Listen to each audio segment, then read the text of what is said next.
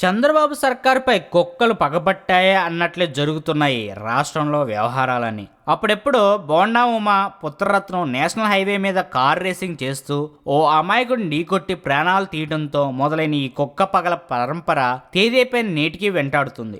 ఆ తర్వాత రావెల కిషోర్ కుమారుడు ఒక అమ్మాయిని వేధించి కుక్కలా కొట్టించుకున్నాక కుక్క అడ్డు రావడంతో దిగాను తప్ప అమ్మాయి కోసం కాదని కారణం చెప్పి తప్పించుకున్నాడు.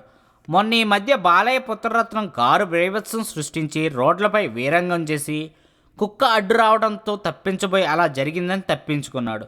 ఇప్పుడు జేసీకి చెందిన దివాకర్ ట్రావెల్స్ బస్సు యాక్సిడెంట్ విషయంలో కూడా కుక్కే అడ్డు వచ్చిందని చెప్పి తప్పించుకో చూస్తున్నారు.